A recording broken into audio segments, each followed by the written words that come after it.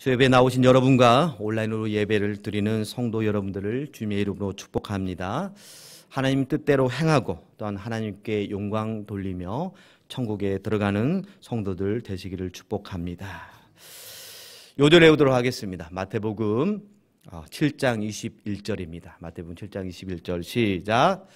나더러 주여 주여 하는 자마다 다 천국에 들어갈 것이 아니요 다만 하늘에 계신 내 아버지의 뜻대로 행하는 자라야 들어가리라. 아멘. 우리 다시 한번 마태복음 7장 21절 함성하겠습니다. 시작. 나더러 주여 주여 하는 자마다 다 천국에 들어갈 것이 아니요 다만 하늘에 계신 내 아버지의 뜻대로 행하는 자라야 들어가리라. 아멘. 감사하게도 신대원 시험과 목사고시를 준비할 때에 외웠던 성경 구절이었습니다. 그래서 잘 외울 수 있었던 것 같습니다. 담임 목사님께서 지금 성지 순례 중이신데요. 성지 순례를 하든 관광을 떠나든 여러 사람이 모이면 그곳에는 통솔하는 가이드가 붙게 되어 있습니다. 굳이 가이드가 없더라도 이 단체를 이끄는 한 명의 리더가 세워지면 그 여행이 좀 순조롭게 진행될 수가 있는 것이죠. 패키지 여행을 가면 그곳에 또한 가이드가 있고 가이드가 꼭 들고 있는 게 있어요. 그게 뭐죠? 있죠. 예, 그 깃발을 들고 있습니다. 물론 깃발이 아니라 인형을 달고 계신 분을 본 적도 있습니다. 하지만 대부분 가이드는 깃발을 들고 있는데요. 자유롭게 여행을 여기저기 둘러보다가 시간이 되면 정해진 장소에 가이드가 딱 있습니다. 그러면 그 가이드를 중심으로 해서 다시 모이게 됩니다. 결국 가이드가 처음 봐서 얼굴을 빨리 익히지는 못해요. 근데 뭔가 깃발에 대한 특징이 있거든요. 그래서 무슨 색깔을 넣을 수 있고 뭐 글을 써 넣을 수도 있습니다. 그래서 그 깃발을 보고 찾아가는 것이죠. 그냥 단순히 천조가리 하나 달아놨을 뿐인데 아주 중요한 역할을 한다라고 할 수 있습니다. 가이드는 여행하는 그 관광지에 대한 정보를 잘 알고 있죠. 그래서 가이드를 중심으로 해서 여행을 하다 보면 많은 유익을 얻게 됩니다. 그래서 관광객들은 가이드가 든 이 깃발을 보고 잘 따라다녀야 합니다. 예전 어떤 프로그램을 보다 보니까 어떤 가이드는 이렇게 깊은 동굴에 들어가기 전에 관광객들에게 이렇게 얘기를 하더라고요. 저를 잘 따라오세요. 이 깃발을 잘 보시고 따라오라고요. 근데 만약에 저를 안 보고 따라오잖아요. 지난주에 어떤 분은 자기 마음대로 동굴 안에서 다니다가 아직도 못 나오고 있어요. 근데 물론 진짜 그랬다라는 것은 아니겠죠. 그만큼 자신을 잘 보고 따라오라는 것입니다. 가이드가 너무 중요한 역할을 하게 되는 것입니다. 상황에 따라서 생사가 갈리기도 하지요. 정글 탐험을 해본다고 치면 그 정글에서 어떤 맹수가 와서 공격할지 모르는 것입니다. 그러니까 가이드를 잘 따라다니는 게 중요하다라는 것이죠. 출애굽한 이스라엘 민족도 마찬가지였습니다.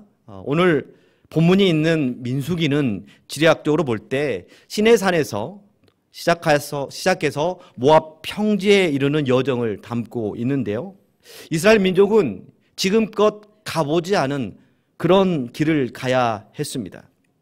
무엇보다도 이들은 그들이 지나가야 하는 곳이 바로 광야였습니다. 주변에 수많은 적들을 상대해야 했고 또한 척박하고 사나운 환경과도 싸워야 했습니다. 특히 광야는 어떤 곳입니까? 무엇인가를 얻고 싶어도 거기서 뭔가 기대하는 것을 기대할 수 없는 예측하기도 힘든 곳입니다. 이런 어려운 조건 속에서 목적지인 적과 꿀이 흐르는 약속의 땅 가나안을 향해서 도보 여행을 출애굽한 이스라엘 민족은 해야 했습니다. 그래서 여호와께서는 친히 가이드가 되셔서 모세를 통해 이스라엘 민족을 인도하도록 하신 것입니다. 우리 역시 광야와 같은 인생을 살아야 합니다. 그리고 그 인생은 한치 앞을 알 수도 없는 여행과 같은 길입니다. 그래서 오늘 본문을 통해 하나님 중심으로 하나 되어라는 제목으로 함께 말씀을 나누는 가운데 광야와 같은 세상을 살아가는 저와 여러분이 목적지인 하나님 나라에 갈 수 있도록 승리하는 지혜를 얻고 또한 약속하신 하늘나라에 들어가는 백성이 될 수 있기를 간절히 소망합니다.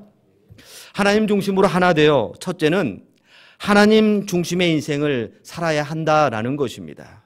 우리 2절을 다시 한번 읽도록 하겠습니다. 2절입니다. 시작. 이스라엘 자손은 각각 자기의 진영의 군기와 자기의 조상의 가문의 기호 곁에 진을 치되 회막을 향하여 사방으로 치라. 아멘. 가나안을 향한 여정이 깁니다. 그렇기 때문에 쉬거나 또 머물기 위해서 장막, 즉 텐트를 쳐야 했습니다. 그런데 이때 그냥 중구난방 아무렇게나 치도록 하지 않으셨습니다. 선소대교 가기 전에 웅천에 한 공원이 있죠. 진수공원이라고 하던데요. 그 공원에 보면 텐트를 칠 수 있는 그런 장소가 마련되어 있습니다. 그런데 바다 앞에 있다 보니까 많은 사람들이 어디에 텐트를 치고 싶을까요?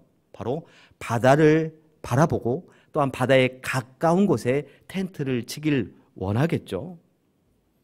그러나 여호와께서는 이스라엘 민족이 이 광야의 여정을 갈 때 이스라엘 민족이 텐트를 치는 가운데 있을 때 그들이 원하는 곳에 또 그들이 원하는 방향으로 치도록 하지 않으셨습니다. 이스라엘 12지파가 회막을 중심으로 해서 동서남북 이 사방으로 둘러서 텐트를 치라고 명령하신 것이죠. 왜 그랬을까요? 왜 회막을 중심으로 치라고 하신 걸까요?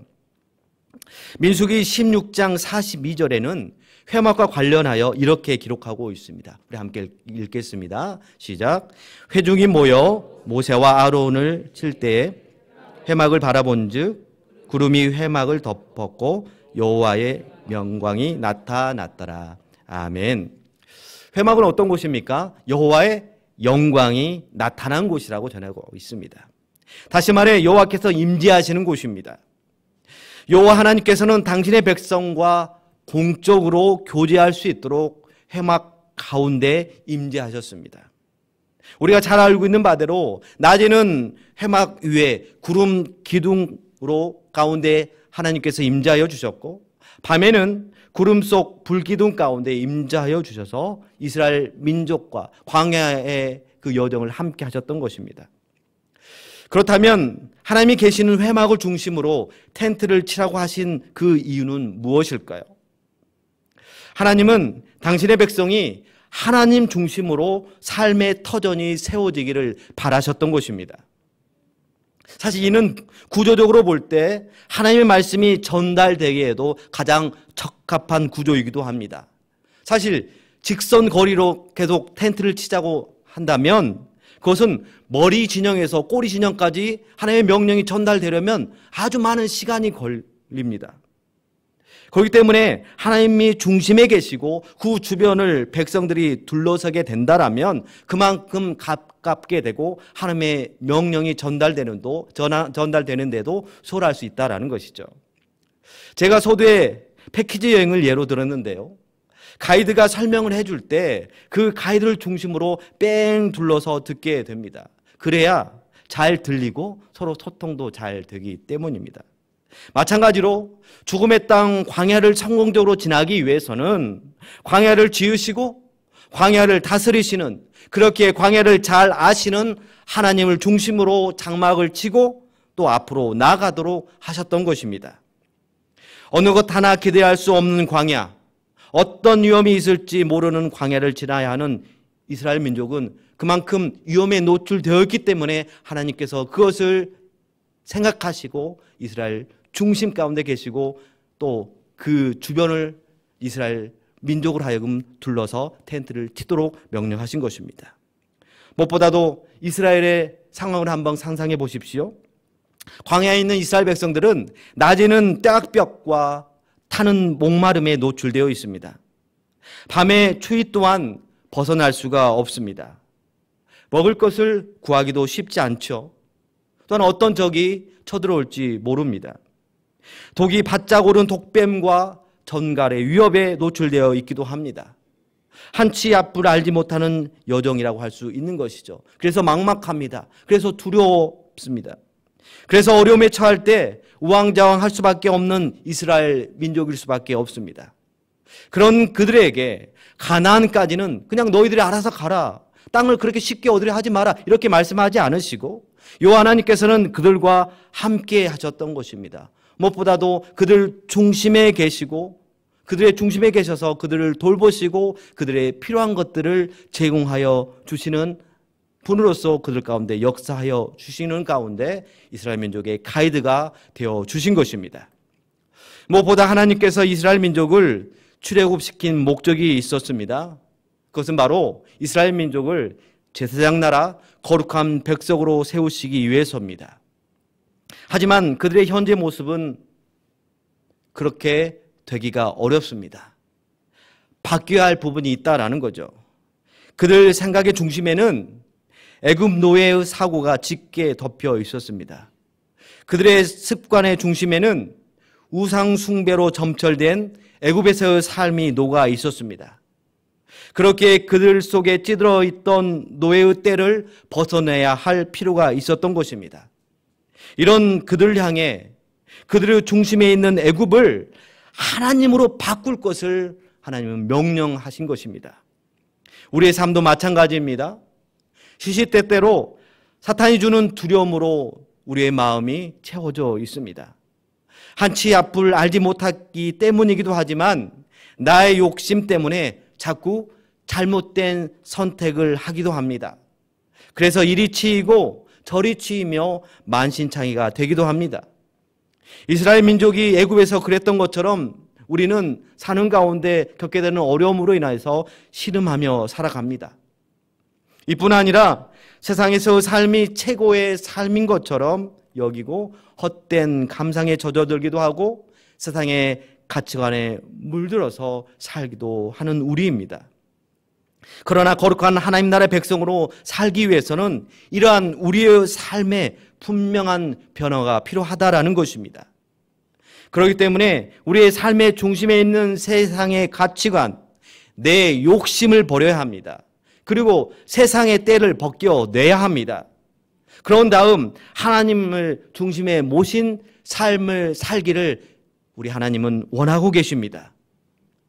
그래서 무엇인가를 선택할 때 하나님 때문에 자꾸 마음에 걸리는 게 있다라면 하지 않을 용기를 낼 수가 있어야 되는 것입니다. 직장의 문제도, 자녀의 문제도, 취업의 문제도, 학업의 문제도 늘 하나님을 중심에 두고 결정하려 할 때 하나님은 그 삶의 중심에 계셔서 우리의 모든 삶을 통째로 책임져 주실 줄로 믿습니다. 너희 중심에 내가 있게 하라. 매 순간 내 말이 너희 중심에 있게 하라. 이렇게 명령하시는 하나님을 향해 아멘, 아멘 그렇게 하겠습니다 라고 도전하는 저 여러분 모두가 될 수 있기를 간절히 소망합니다. 우리 옆 사람에게 권면하시면서 인사하시겠습니다. 하나님을 중심에 모시고 살아가십시오. 네, 아멘. 함께 해야 되는 것입니다. 나 혼자 할 것이 아니라 우리는 함께 공동체로서 하나님을 중심에 모시고 살아가는 그런 여수 성원교회가 되어야 될 줄로 믿습니다. 하나님 중심으로 하나 되어 두 번째는 하나님 뜻대로 살아야 한다라는 것입니다. 34절입니다. 34절 읽겠습니다. 이스라엘 자손이 여호와께서 모세에게 명령하신 대로 다 준행하여 각기 종족과 조상의 가문에 따르며 자기들의 길을 따라 진치기도 하며 행진하기도 하였더라. 아멘. 이 말씀은 하나님 중심의 인생을 살라고 하신 첫 번째 명령과 이어지는 교훈이라고 할 수가 있는데요. 이스라엘 백성이 진을 치고 행진할 때 여호와께서 명령하신 뜻대로 그 말씀대로 행했다라고 전해주고 있습니다. 사실 일반적으로 가장 앞에는 누가 서는가요? 가장 중요한 사람이 서게 돼 있죠. 중요한 사람, 특히나 아들들 중에 가장 중요하게 여기는 아들은 몇 번째 아들인가요? 말하기 좀 그렇던가요? 네, 요즘은 딸들도 아주 귀하고 잘하고 있습니다. 첫째 아들이죠. 무슨 고조선 시대의 사고냐고 이렇게 말씀하실 분도 계시겠지만 사실 이 출애굽 시대가 고조선 시대에 있었던 일입니다. 그러니까 그때 사고로 생각하자면 아니 몇십 년 전에만 해도 그렇죠. 아니 지금도 그럴 수도 있습니다. 가장 중요한 위치에 첫째 아들을 두잖아요. 그렇죠? 그래서 이스라엘 지파 중 장자 지파, 첫째 지파가 누구입니까? 첫째 아들이 야곱의 첫째 아들, 이스라엘의 첫째 아들이 누굽니까? 루벤입니다.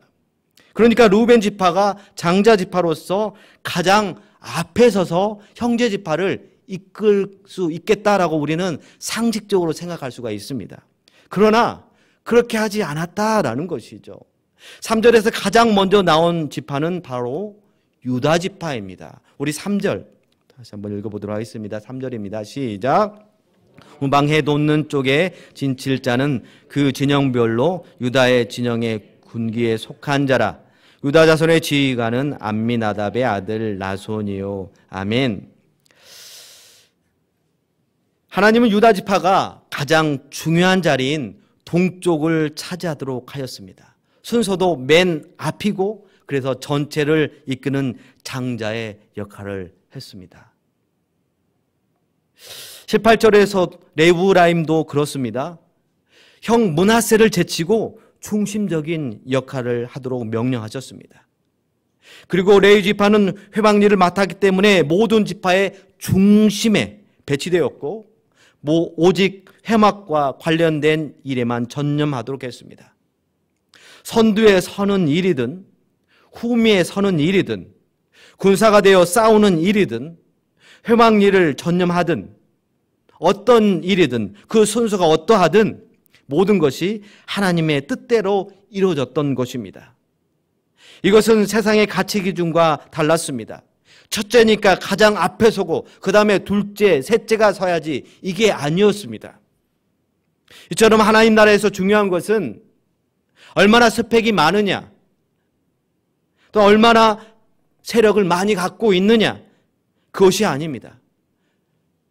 하나님 나라에서 중요한 것은 바로 하나님의 주권에 복종하는 것임을 보여주고 있습니다. 그렇기 때문에 교회 리더는 그가 가진 은사가 어떠하냐도 중요하겠지만 그보다 더 중요한 것은 얼마나 하나님 말씀에 복종하느냐 이것이 중요한 자격 기준이 된다라는 것을 말씀해 주고 있는 것이죠. 아무리 뛰어난 달란트를 가졌다 하더라도 하나님 말씀에 순종하지 않는 자는 결코 교회에서 리더로 세울 수도 없고 직분자로 세울 수도 없다라는 것입니다. 다윗이 하나님께 인정받은 이유가 무엇입니까? 그의 삶이 하나님 중심이었기 때문이고 또 혹 실수했더라도 다시 하나님을 그 중심에 모시고 회개하며 그 삶을 말씀 안에서 다시 바로 세우려 했기 때문에 하나님께서 그를 인정해 주신 것입니다. 지난주일 조사님이 전해준 달란트 비유에서 보듯이 예수님은 달란트 비유를 통해서 맡겨진 달란트를 이용해서 이문을 남긴 자, 즉 주인의 명령에 순종한 자에게 착하고 충성된 종이라고 칭찬해 주셨습니다. 하지만 자기 판단에 따라서 그리고 임의대로 주인을 판단해서 땅에 묻어둔 종에게는 악하고 게으른 종이라고 하면서 심판하였습니다. 이렇듯 내 기준이나 세상의 기준에 따르는 것이 아니라 오로지 주님의 말씀에 순종하는 것, 이것이 영생을 살아가는 우리의 삶이 되어야 되고 하나님 나라의 백성으로서 하나님 나라를 살아가는 우리의 삶이 되어야 되는 줄로 믿습니다. 예전에 세미나를 듣는 중에 미국의 풀러 신학교의 신학 박사이신 김세윤 박사의 세미나를 들었던 적이 있는데요. 김세윤 박사님이 주님에 대해서 또 설명하실 때 그 의미를 이렇게 전해 주셨습니다. 우리가 주님을 불러 구원을 호소하고 필요한 것을 간구하지만 거기에만 머물러서는 안 된다라는 것이죠. 우리가 주님이라고 부른다라면 우리는 또한 그 주님의 말씀 앞에 순종해야 한다라는 것입니다. 한편 우리가 하나님을 주님이라고 고백하는 것부터가 순종의 관계로 들어가겠다라는 의미이기도 합니다. 우리가 하나님이 주님이라면, 다시 말해 주인님이라면 우리는 무엇입니까? 우리는 당연히 종이 되는 것입니다. 종은 주인의 명령에 순종해야 합니다. 주인의 명령에 순종하지 않는 종은 더 이상 종이 아닌 것입니다. 주인 노릇하려는 자일 뿐입니다. 그래서 악한 종이 되는 것이고 쫓겨나게 되는 것이고 멸망할 뿐입니다. 그렇기 때문에 우리가 말씀을 받을 때이든 주님을 향하여 기도할 때이든 우리는 주님을 향하여 머리 숙여 순종해야 하는 것입니다. 우리가 요절에서도 외웠지 않습니까? 나더러 주여 주여 주님 주님 주인님 주인님 하는 자마다 천국에 들어가지 못한다라고 하였습니다. 하나님의 뜻대로 행하는 자라야 천국에 들어간다라고 우리 주님이 분명히 말씀해 주셨습니다. 우리는 주님을 향하여 머리를 숙여야 합니다. 그리고 그 말씀에 순종해야 합니다. 이것이 하나님을 주님으로 고백하는 자의 자세인 줄로 믿습니다. 그렇습니다. 우리는 주님을 향하여 내가 원하는 바를 간구하기에 앞서 우리가 과연 하나님을 중심에 모시고 그 말씀 가운데 살아가고 있는지 자신을 살펴봐야 할 것이고, 혹 그렇지 못하다면 주님의 뜻대로 살아가는 우리가 되도록 도와주시기를 간절히 구해야 할 것입니다. 하나님은 광야 같은 세상을 살아가는 우리를 도우시기 위해 우리의 중심에 계시길 원하시고, 나아가 우리가 예비하신 하나님 나라에 들어가기까지 하나님의 거룩한 백성으로 살아가도록 우리를 말씀으로 다듬어 가시길 원하십니다. 그러므로 내 중심에서 하나님 중심으로 내 뜻대로가 아닌 세상의 가치 기준이 아닌 하나님의 말씀대로 살아가는 우리 모두가 될 수 있기를 간절히 소망합니다.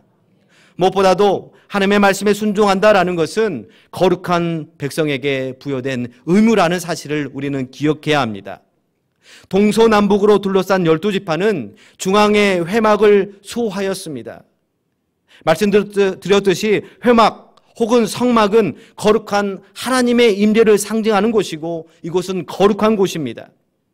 이스라엘 군사들은 이 회막이 멈춰 설 때든지 아니면 진행할 때든지 중심에 두고 지켰습니다.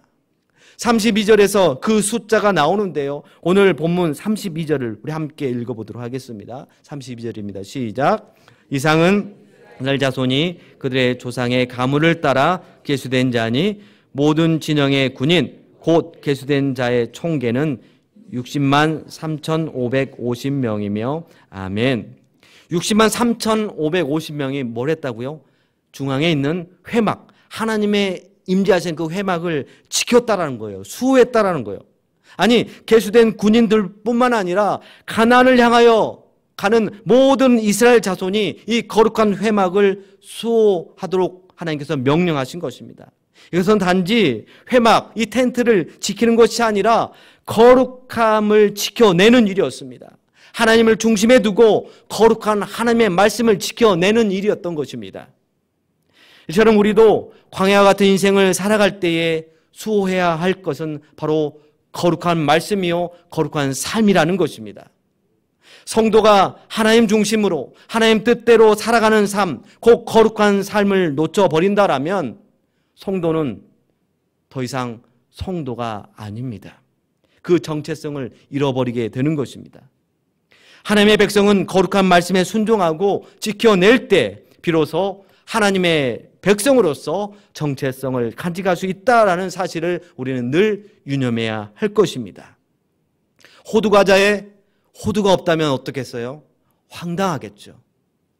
이와 마찬가지로 우리에게 거룩함이 빠진다라면 하나님은 우리를 향하여서 하나님의 백성이라고 인정해 주지 않습니다. 우리 옆에 사람과 다시 한번 권면하며 인사하겠습니다. 하나님 뜻에 순종합시다. 거룩함을 지켜냅시다. 사랑하는 성도 여러분, 팽이가 살아서 잘 돌아가기 위해서는 그 중심축, 회전축이 중요합니다. 하나님은 우리의 중심에 계시기를 원하십니다.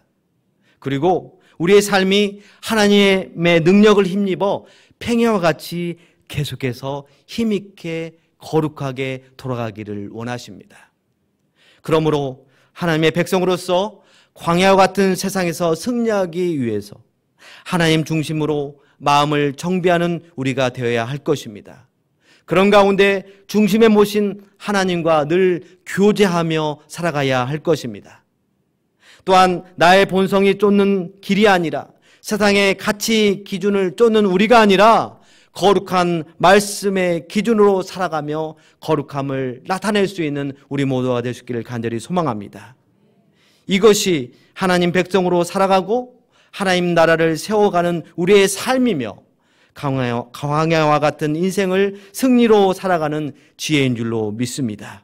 이런 은혜를 누리는 저 여러분 모두가 될 수 있기를 간절히 소망합니다.